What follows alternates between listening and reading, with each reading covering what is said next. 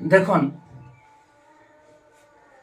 বর্তমানে বিধায়কের আতঙ্ক সৃষ্টি হয়ে গেছে।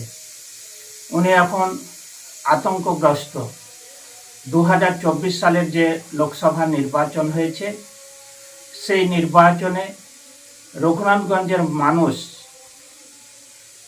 দুর্নীতি, অন্যায় এবং স্বজন পোষণের বিরুদ্ধে রায় দিয়েছে। তাই তাদের থেকেই উনি এখন আতঙ্কগ্রস্ত হয়ে পড়েছেন। ভোটার লিস্ট নিয়ে বাড়ি বাড়ি যাচ্ছেন। দীর্ঘদিন পরে হলেও দেখছি যে ওনার শুভবুদ্ধির উদয় হয়েছে। ভোটার লিস্ট নিয়ে বাড়ি বাড়ি গিয়ে নিশ্চিত হচ্ছেন যে প্রকৃতই ভোটার তারা কি না। তবে তার সাথে সাথেও এটাও আমরা চাইছি, এলাকার জনগণ চাইছেন যে দীর্ঘদিন গিরিয়া এবং সেকান্দারায় সাধারণ মানুষকে ভোটাধিকার প্রয়োগ করতে দেননি।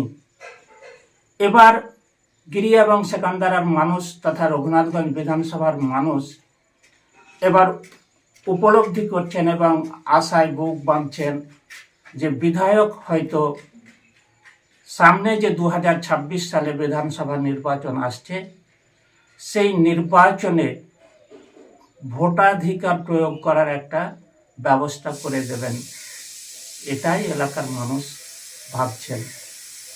তবে আমরা দলগতভাবে এটা বলতে চাই যে ভোটার লিস্ট নিয়ে আপনি বাড়ি বাড়ি যাচ্ছেন যে তার ভোটার তালিকায় নাম আছে কি না এটা দেখার জন্যে, সুনিশ্চিত হওয়ার জন্যে।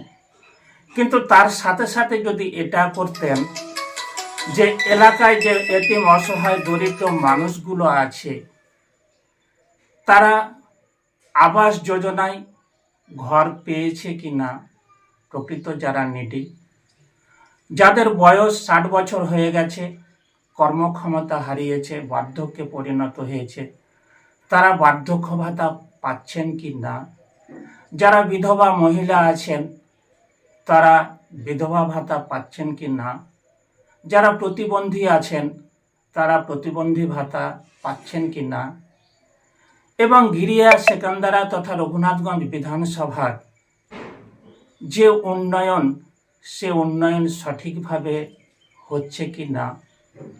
গিরিয়া সেকান্দারা নূরপুর সুতি এবং রঘুনাথগঞ্জ 2 নম্বর ব্লকের সংযোগ স্থল একটা হচ্ছে খেজুরতলা ঘাট।